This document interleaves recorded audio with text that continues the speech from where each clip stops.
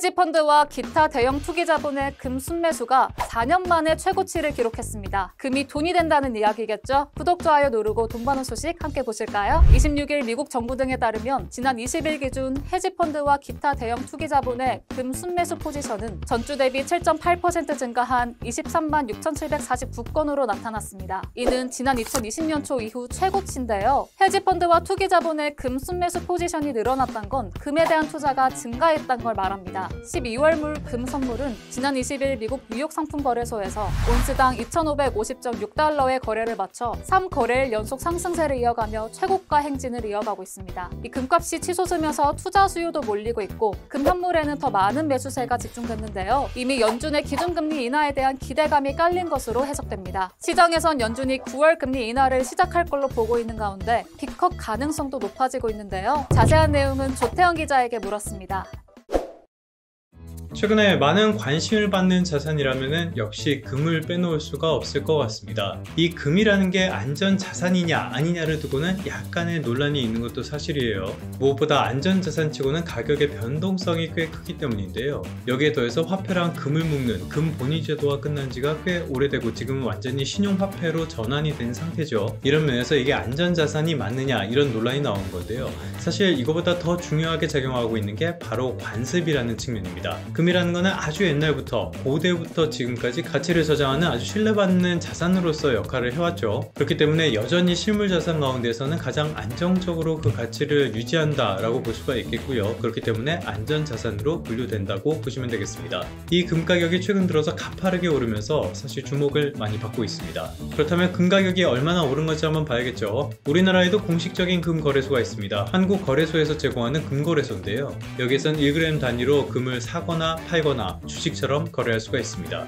아무튼 이쪽 가격 정보를 한번 보죠. 올해 초만 해도 금 가격이 한 8만원대 정도로 형성이 되어 있었습니다. 이 정도 금액이었죠. 이것도 꽤 많이 오른 수준이었는데요. 최근에는 오름폭을 굉장히 키웠습니다. 지금 10만원대 이 정도까지 가격을 형성을 하고 있으니까 연초 가격과 비교하면 한 25%가량 상승한 겁니다. 그러니까 어지간한 시장 수익률을 다 상회하는 수준이라고 할 수가 있겠어요. 그렇다면 금값이 왜 오르냐 이것도 한번 살펴봐야 하겠죠. 몇 가지 이유가 있는데요. 기본적으로는 미국의 통화 정책에 직접적인 영향을 받고 있다라고 볼 수가 있겠습니다. 이건 CNBC에 실린 내용인데요. 우리가 모두 다 주목했던 파월 의장의 잭슨홀 미팅 발언, 여기에서 굉장히 비둘기적인 발언이 나왔습니다. 정책을 조정할 시기가 왔다라고 이야기를 했으니까요. 9월 FOMC에서 기준금리 인하를 사실상 강하게 시사를 했다라고 볼 수 있는 부분이죠. 시장이 기대했던 50bp 인하 이런 거에 대한 신호는 나오지 않았지만요.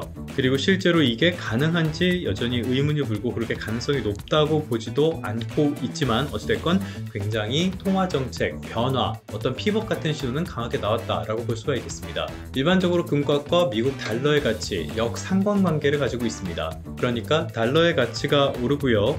그렇게 되면은 금값은 하락하고 반대로 달러가 약세를 보이면은 금값은 오른다는 뜻이에요. 최근의 사례처럼 일시적으로는 이 역상관관계가 깨질 때도 있긴 한데요. 결국에는 자기 자리를 찾아가는 편이기도 합니다. 이것도 몇 가지 이유가 있는데요. 일반적으로 금 같은 거를 포함한 원자재 이런 것들은 달러로 거래를 하게 되잖아요. 그래서 달러가 강세를 보이게 되면요. 달러로 살 수 있는 금의 양이 늘어나기 때문에 금값이 결과적으로는 하락하는 결과로 이어지게 되고요. 또 다른 이유를 꼽자면은 통화 정책으로 달러의 가치가 하락한다고 가정을 해볼게요. 그러면은 투자자들은 자신의 자산의 가치를 유지하려고 할 테니까 금을 사게 될 겁니다. 그래서 금 쪽으로 수요가 몰리다 보니까 금값이 강세를 보이기도 하고요. 그래서 지금까지 말씀을 드린 것처럼 이거 외에도 여러 가지 이유들이 있는데요. 어찌됐든 중요한 거는 달러와 금값은 역상관관계가 아주 명확하게 나타난다는 점입니다. 그렇다면 최근의 흐름에서 금값이 강세를 보이는 것 이런 것들은 달러 약세와도 연관이 있다고 할 수가 있겠는데요. 결국에는 이것도 통화 정책과 직접적으로 연관이 되는 상황입니다. 기준금리라는 거는 다들 잘 아시겠지만 기본적으로는 이것저것 다 빼고 나서요.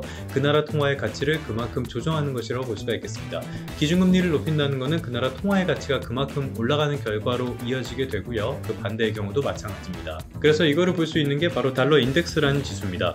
그러니까 달러를 이거를 6개 주요국의 통화 이거랑 비교를 한 수치인데요. 이 달러 인덱스 굉장히 고공행진을 하다가 최근 들어서는 쭉 미끄러져 내려오는 게 보이시죠? 결국에는 미국의 FOMC에서 기준금리를 낮출 것이다 이런 전망이 나오면서 달러의 가치가 꽤나 빠르게 하락한 것들, 이런 것들이 금값에 직접 영향을 미치고 있다라고 볼 수가 있겠습니다. 여기에 미국 대선 이 부분도 지금 영향을 주고 있는데요. 미국 대선에서 지금까지는 트럼프가 우세했다. 그러면은 바이든이 물러나고 해리스 후보가 나오면서 지금은 전세가 많이 바뀐 상황입니다.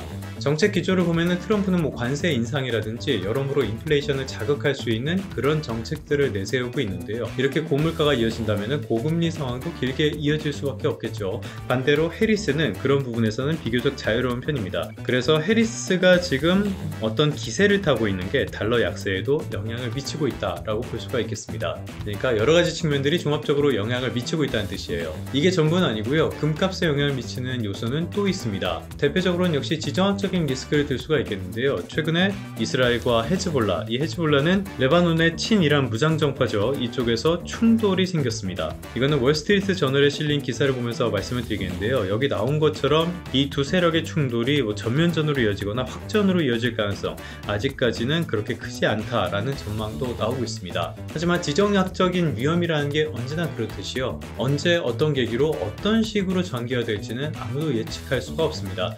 그러다 보니까 아무래도 안전자산에 대한 선호심리가 커질 수밖에 없는 환경이다 라고도 볼 수가 있겠습니다. 이게 금값을 지탱하는 또 다른 요인이고요. 여기에 더해서 각국의 중앙은행들이 금 보유량을 늘리고 있는 점, 이런 것들도 수요에 영향을 미친다 라고 평가할 수 있겠습니다. 지금은 전 세계 자산시장, 금융시장 이런 것들이 상당한 연관성을 갖고 움직이는 시대라고 할 수가 있겠습니다. 이런 상황에서 금값의 변화라는 것은 여러 경제 환경들의 변화, 세계 경제의 흐름 같은 것들을 대변한다고도 볼 수가 있겠습니다. 그렇다면 지금 금값의 흐름이라는 건 대체 뭘로 볼 수 있냐? 이거는 세계적인 통화 정책의 어떤 흐름의 방향성의 변화, 그러니까 피벗 같은 것들을 뜻한다고 볼 수가 있겠습니다.